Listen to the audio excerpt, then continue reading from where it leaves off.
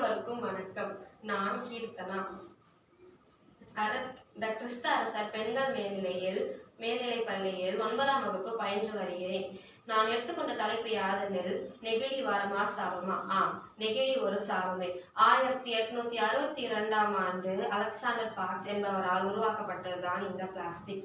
வருடத்திற்கு சுமார் மில்லியன் பாலித்தீன்கள் உருவாக்கப்படுகிறது. மருத்துவம், வணிகம், அறிவியல் போன்ற அனைத்து துறைகளிலும் மக்கள் பெரும்பாலாக பயன்படுத்தும் பொருட்களில் முக்கிய பங்கு வகிக்கிறது.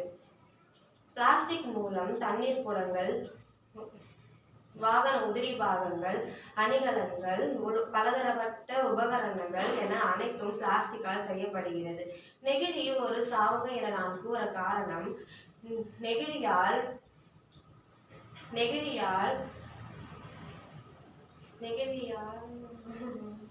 நெகிழியால் பயன்படுத்தும் பொருட்கள் மிக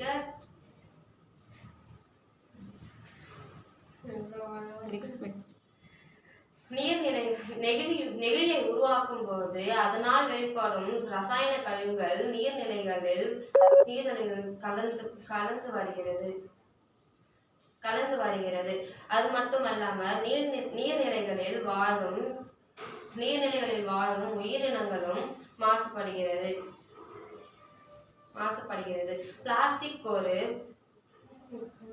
பிளாஸ்டிக் ஒரு மக்காத குப்பை. இவை எளிதில் மண்ணின் வளத்தை சிதைப்பது மட்டுமில்லாமல் நிலத்தடி நீர் மட்டத்தை உயர்வதை தடுக்கிறது.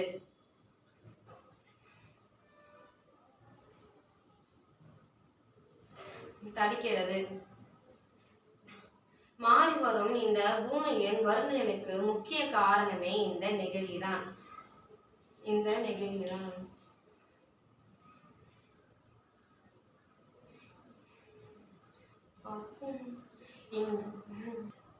மாறிவரும் இந்த பூமியின் வறுமைக்கு முக்கிய காரணமே இந்த நெகிழிதான். ஹோட்டல்களில் வாங்கும் உணவு பிளாஸ்டிக் பைகளில் இருப்பதால் அவை உடலுக்கு உபாதைகளை ஏற்படுத்துகிறது.